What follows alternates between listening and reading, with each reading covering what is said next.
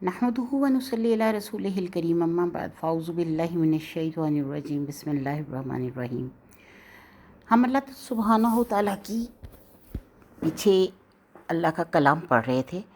ابھی ہم نے منافقین کا پورا رکوع نہیں پڑھا، آدھا ہی پڑھا ہے، اور منافقین کا تعارف یہ تھا کہ جب نبی پاک صلی اللہ علیہ وآلہ وسلم مکہ سے مدینہ تشریف لائے تو مکہ میں آپ صلی اللہ علیہ وآلہ وسلم کو ان لوگوں سے واسطہ تھا جو واضح طور پہ انکار کرتے تھے کہ ہم مشرک ہیں، جب واضح طور پہ کفر کرتے تھے، واضح طور پہ مشرک تھے اور اللہ کا انکار کرنے والے لوگ تھے۔ اب ان میں جو بھی دشمنی کرتا تھا وہ سامنے آ کر سینہ ٹھوک کر دشمنی کر رہا تھا، اور جب آپ صلی اللہ علیہ وآلہ وسلم مدینہ میں تشریف لائے تو مدینہ میں آپ صلی اللہ علیہ وآلہ وسلم کو یہودیوں کا مقابلہ تھا۔ اب عبداللہ بن ابی نام کا ایک شخص تھا جو کہ مدینہ کا سردار بننا تھا جس نے، اور مدینہ کا سردار بنتے ہوئے اس کو جب اس نے مدینہ کا سردار بنایا جانا تھا، اس کو جس طرح الیکشن کا زمانہ ہوتا ہے ایسے ہی اس کو سردار چنا جانا تھا، اور بہت زیادہ چانسز یہ تھے کہ وہ مدینہ کے جو ہیں ریاست کے وہ بن جائیں گے، مالک بن جائے گا، سردار بن جائے گا۔ تو اس مدینہ کی ریاست کو اس وقت اس کو جب اسے یثرب کہا جاتا تھا تو اس کو اس کا سردار بنایا جانا تھا۔ اب کیا ہوا کہ جب نبی پاک صلی اللہ علیہ وآلہ وسلم وہاں تشریف لائے تو نبی پاک صلی اللہ علیہ وسلم کے ہوتے ہوئے کسی دوسرے کو کیسے سردار بنایا جا سکتا تھا؟ تو نبی کریم صلی اللہ علیہ وآلہ وسلم نے وہاں پہ اسلام پھیلایا، اور بہت تیزی سے اسلام پھیلا، اور آپ صلی اللہ علیہ وآلہ وسلم جیسے جیسے دن گزرتے جا رہے تھے آپ صلی اللہ علیہ وآلہ وسلم کی مقبولیت میں، ان کے اس میں اضافہ ہوتا جا رہا تھا، مسلمانوں میں اضافہ ہوتا جا رہا تھا، اور یہ بات عبداللہ بن ابی کو سخت ناپسند آئی۔ عبداللہ بن ابی نے اپنے چند دوستوں کو اپنے ساتھ شامل کر لیا، جس میں کعب بن اشرف اور دو چار اور ایسے ہی جو تھے یہودی وہ شامل تھے، تقریباً یہ ایک 10 کا گروہ تھا۔ ان لوگوں نے یہ کیا کہ نبی کریم صلی اللہ علیہ وآلہ وسلم پر ایمان لے آئے ظاہری طور پر، اور ان کا یہ تھا کہ آگے آگے اللہ تعالیٰ ان کی اور بھی وہ چیزیں کھول دے گا کہ یہ لوگ کہتے تھے کہ دن میں فجر کے وقت اسلام لے آؤ اور شام کے وقت انکار کر دو کہ یہ لوگ صحیح نہیں ہیں۔ اصل میں یہودی جو تھے وہ اہل کتاب تھے، اور لوگ ان کی بہت سنتے تھے کہ یہ اہل کتاب ہیں۔ اس وقت پڑھے لکھے کیونکہ پڑھے لکھے لوگ اتنے نہیں تھے تو ان کو اہل کتاب ہونے کی وجہ سے بہت زیادہ عزت دی جاتی تھی، پروٹوکول دیا جاتا تھا۔ اب نبی کریم صلی اللہ علیہ وآلہ وسلم کو امی رکھنے کے پیچھے اللہ تعالیٰ کے کئی مقاصد تھے، اور جب آپ صلی اللہ علیہ وآلہ وسلم وہاں تشریف لائے تو انہوں نے کہا کہ یہ تو امی ہے، یہ اہل کتاب ہے ہی نہیں، ہماری کتاب میں تو ان کا کوئی تذکرہ نہیں، اور نبی کریم صلی اللہ علیہ وآلہ وسلم کی جتنی بھی نشانیاں تھیں ان سب کو چھپا دیا۔ تو یہ اس کی پیچھے سٹوری تھی، اور انہوں نے جان کر سامنے تو وہ مسلمانوں میں مسلمان بن کے رہتے تھے، لیکن اندر ہی اندر مسلمانوں کی جڑیں کاٹنے کو تیار رہتے تھے۔ اب اللہ تعالیٰ فرماتا ہے اللہ یستہزئ، اللہ مذاق اڑاتا ہے ان کا۔ یہ آیت نمبر 14 سے ہم سٹارٹ کر رہے ہیں۔ اللہ مذاق اڑاتا ہے بہم ان کا، اللہ یستہزئ وہ مذاق اڑاتا ہے بہم ان کا، وَیَمُدُّہُمْ اور وہ ڈھیل دے دیتا ہے ان کو، فی طغیانہم اپنی ہی سرکشی میں، یعمہون وہ اندھے ہو رہے ہیں۔ اللہ تعالیٰ فرماتا ہے کہ اللہ مذاق اڑاتا ہے ان کا اور بڑھا دیتا ہے ان کو یا ڈھیل دے دیتا ہے ان کو، اپنی ہی سرکشی میں وہ اندھے ہو رہے ہیں۔ یعمہون امی سے ہے، امی کا مطلب ہوتا ہے اندھا،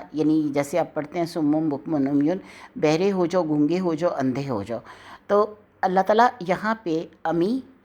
اندھے ہونا، استہزاء کا مطلب ہوتا ہے مذاق اڑانا۔ یہ ہم نے مستہزئون پہلے پڑھا ہے کہ وہ کہیں گے کہ ہم تو مذاق اڑا رہے تھے۔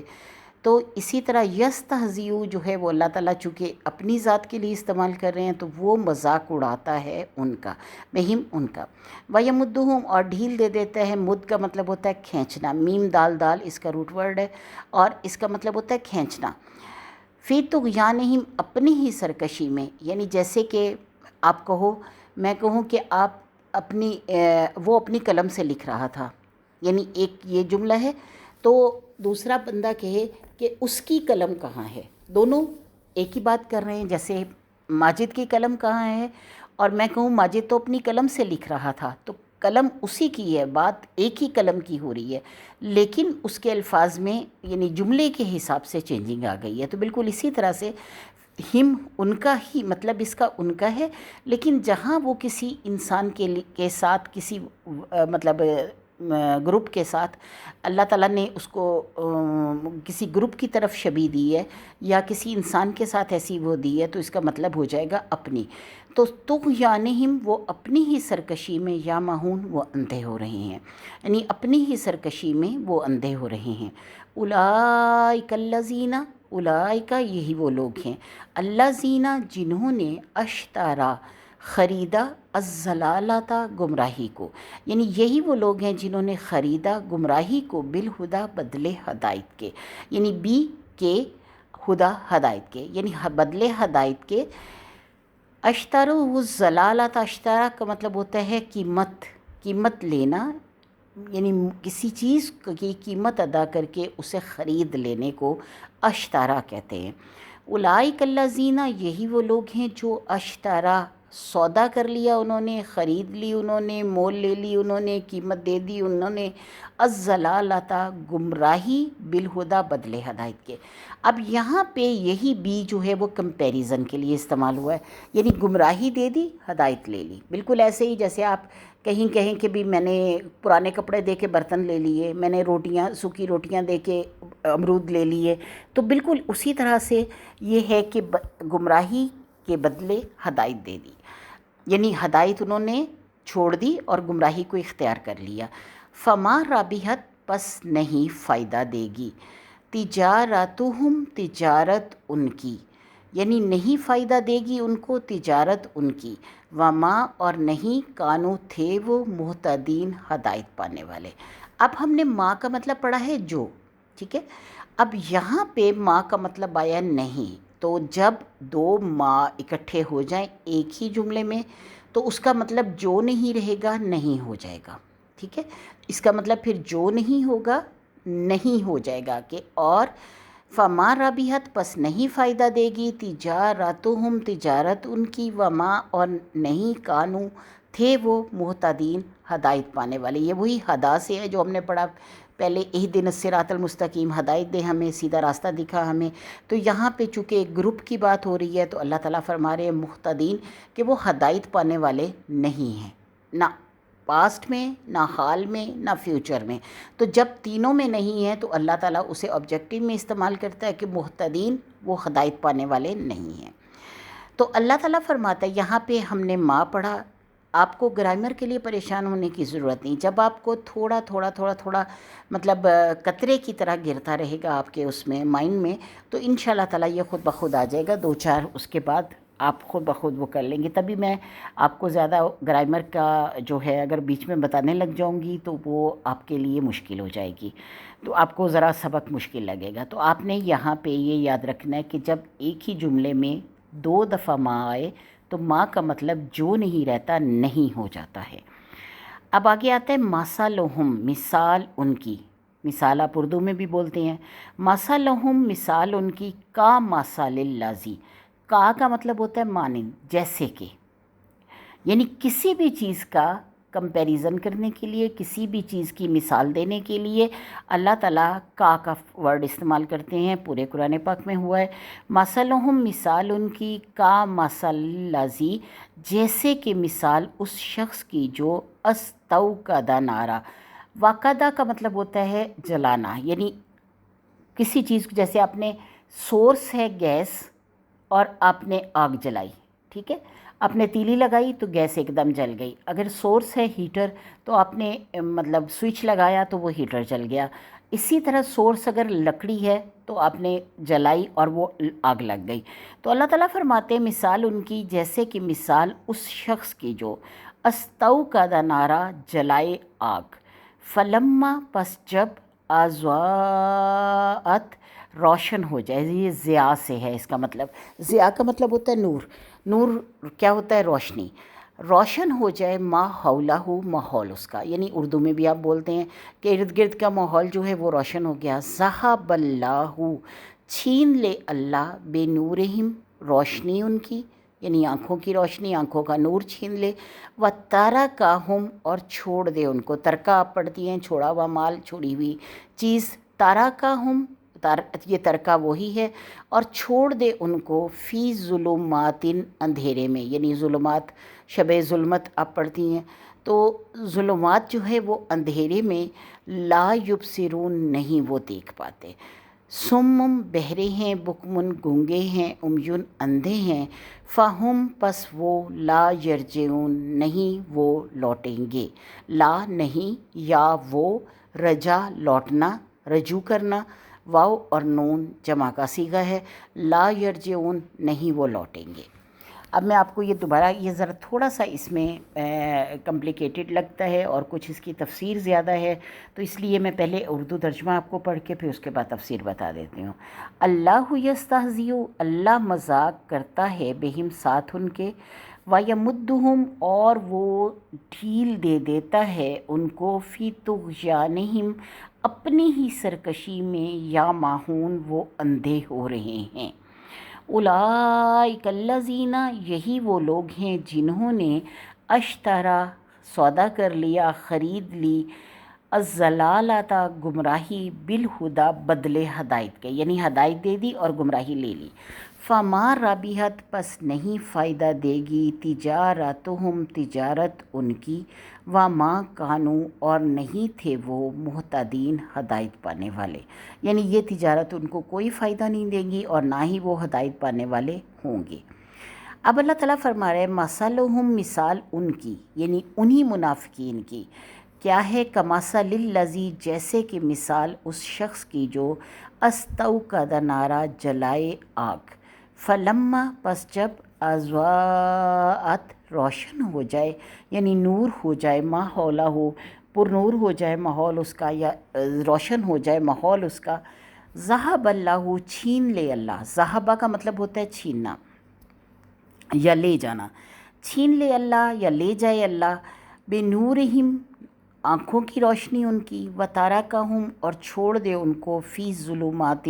اندھیرے میں، لا یبصرون نہیں وہ دیکھ پاتے، یعنی نہیں وہ بصارت رکھتے یا نہیں وہ دیکھ پاتے.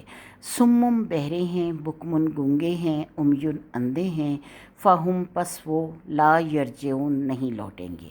اب اللہ تعالیٰ فرماتا ہے کہ اس آیت کو سمجھیے گا کہ یہ مثال اس کی، یعنی میں ایک مثال دیتی ہوں کہ ایک شخص جو ہے وہ ایک اندھیرے کمرے میں جاتا ہے، یعنی اس کے گھر کی لائٹس سب کچھ آف ہے، وہ اپنے کمرے میں جاتا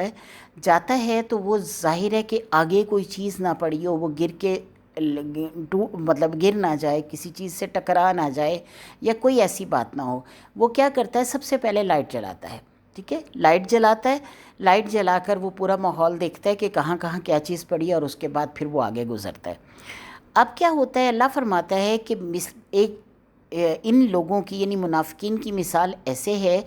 جیسے کہ ایک شخص کمرے میں داخل ہوا، اس نے لائٹ جلائی، ماحول روشن ہو گیا. اب کیا ہوا کہ اللہ تعالیٰ نے اس کی آنکھوں کا نور چھین لیا. ٹھیک ہے، اللہ اس کی آنکھوں کا نور لے گیا. اب اللہ ظلم سے نہیں لے گیا، اس شخص کی نیت ہی نہیں ہے اسلام کی طرف آنے کی، اور جب ان کی پہلے ہی اللہ نے فرما دیا وما کانوا مہتدین کہ نہیں ہیں وہ ہدایت پانے والے. اب اللہ ہمارا حال، مستقبل اور ماضی سب جانتا ہے، یعنی پاسٹ، پریزنٹ، فیوچر سب اللہ کے سامنے ہے. اور جب سب اللہ کے سامنے ہے تو اللہ کو پتہ ہے کہ ہم ایمان لانے والوں میں سے ہوں گے یا نہیں ہوں گے. اب ایک شخص جو ہے، ایک ٹیچر جو ہے وہ پڑھا رہا ہے اور ایک بچہ سبق یاد کر کے ہی نہیں دے رہا، اور ٹیچر کہتا ہے کہ ایک ایسا بچہ ہے جو بہت پرومیننٹ ہے، بہت اچھا ہے، بہت محنت کر رہا ہے، تو ٹیچر اس سے کہتا ہے کہ تم مجھے لگ رہا ہے کہ تم کامیاب ہو جاؤ گے، تم ہمیشہ فرسٹ آؤ گے، یعنی انشاءاللہ تمہارے نمبر بہت اچھے آئیں گے. ٹھیک ہے، یہ دوسرا بچہ ہے وہ محنت کر کے ہی نہیں دے رہا، پڑھ کے ہی نہیں دے رہا، کچھ نہیں کر رہا، اور ٹیچر اس سے کہتا ہے کہ تم فیل ہو جاؤ گے. اب جو پاس ہونے والا ہے، جو فرسٹ آنے والا ہے، جو محنت کرنے والا بچہ ہے،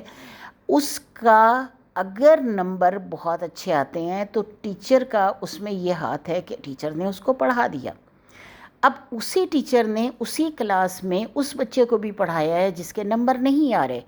اور دونوں کے عمل میں فرق ہے کہ ایک بچہ پڑھ کر اب محنت کر کے آگے نکل گیا، اور دوسرا بچہ جو ہے وہ کہتا ہے کہ اچھا یاد کر لیں گے یار، دیکھی جائے گی، کچھ نہیں ہوتا،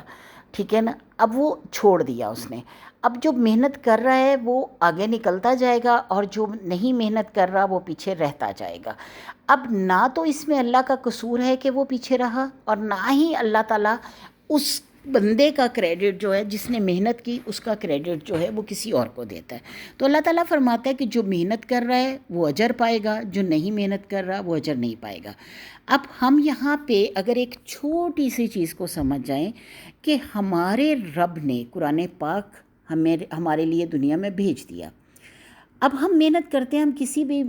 مطلب ادارے سے وابستہ ہوں، کسی بھی جگہ ہوں، اب جیسے ہی ہمارے بچے 2.5-3 سال کے نہیں ابھی ہوتے، 2 سال میں ہوتے ہیں، تو ہم ڈھونڈنے لگ جاتے ہیں کہ شہر کا بیسٹ اسکول کون سا ہے،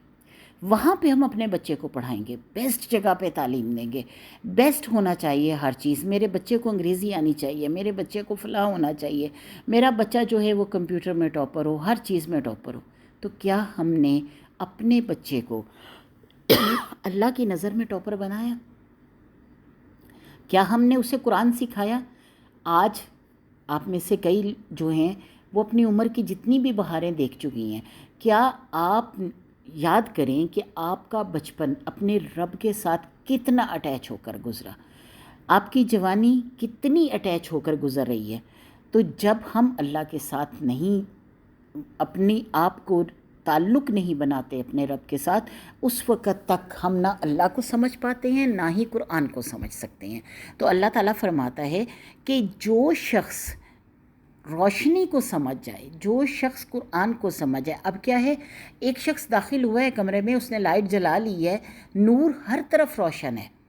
نبی پاک صلی اللہ علیہ وآلہ وسلم ان کے درمیان ہے، لیکن وہ نہیں آپ صلی اللہ علیہ وآلہ وسلم کا نور دیکھ رہے، قرآن پاک ان کے درمیان ہے، لیکن وہ آپ مطلب جتنے بھی وہ لوگ ہیں جو کہ منافقین ہیں، وہ اللہ کے نبی کو بھی نہیں دیکھ رہے، اللہ کے کلام کو بھی نہیں دیکھ رہے، دونوں چیزوں کو نہیں سمجھ رہے، حالانکہ ان کی کتابوں میں سب لکھا ہوا تھا، نبی پاک صلی اللہ علیہ وآلہ وسلم کے بارے میں بھی، اور اس کے بارے میں بھی، یعنی قرآن کے بارے میں بھی۔ تو اللہ تعالیٰ فرماتا ہے کہ اس کے ارد گرد نور ہے، لیکن اللہ تعالیٰ جو ان کی نیتیں ہیں اللہ کو پتہ ہے کہ وہ ایمان نہیں لائیں گے، تو اللہ تعالیٰ نے ان کے لیے مواقع پیدا کرنا چھوڑ دیا۔ اب مواقع جو ہوتے ہیں وہ کیا ہوتے ہیں کہ وہ اللہ تعالیٰ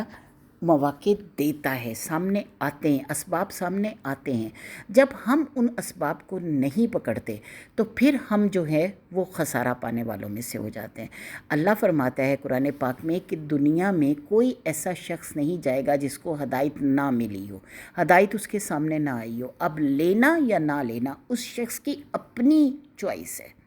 بالکل اپنی ہی چوائس کے مطابق۔ اب آپ کو گھر بیٹھے فنگر ٹپس پہ قرآن پاک کی ہر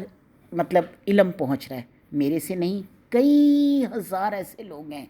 کئی لاکھ ایسے لوگ ہیں جو کہ اس علم کو بانٹ رہے ہیں، اور آپ کو وہ فنگر ٹپس میں مل رہا ہے، آپ نے گھر سے باہر نہیں جانا، آپ نے کہیں نہیں جانا۔ اگر ابھی بھی آپ اس کو اڈاپٹ نہیں کرتے، ابھی بھی اس اسباب کو نہیں پکڑتے، تو ہم نے کس وقت پکڑنا ہے؟ کب اللہ کو جواب؟ جب سامنے اللہ کے چلے جائیں گے تو پھر کیسے جواب دے پائیں گے؟ تو اللہ تعالیٰ فرماتا ہے کہ اس شخص کی مثال ایسے ہی ہے کہ نور اس کے ارد گرد ہے، ماحول اس کا روشن ہے، لیکن اللہ تعالیٰ اس کی نیت کی وجہ سے، اس کی آنکھوں کا نور، یعنی جس سے اس کو نظر آتا ہے کہ یہ کلام اللہ ہے،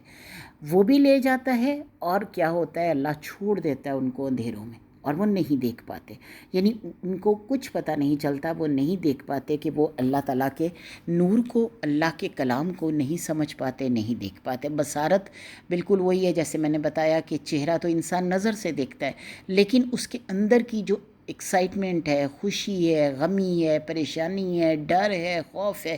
وہ اس کے چہرے کے جو تاثرات ہیں وہ ہم اپنی بصارت سے دیکھ پاتے ہیں۔ تو جب بصر ہی نہیں رہے گی تو نظر کچھ نہیں کر سکتی، نظر کا ہونا نہ ہونا برابر ہو جائے گا۔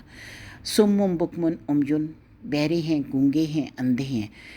فہم پس وہ لا یرجعون، نہیں لوٹیں گے، یعنی اللہ تعالیٰ فرماتا ہے کہ وہ کبھی بھی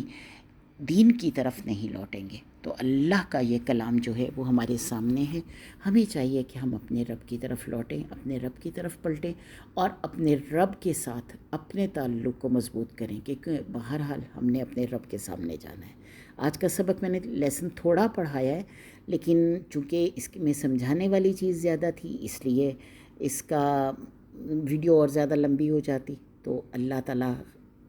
صحت زندگی کے ساتھ ہمارے شوق کو برقرار رکھے، تو انشاءاللہ تعالیٰ کل میں باقی آگے پڑھا دوں گی۔ آخر دعوانا الحمدللہ رب العالمین۔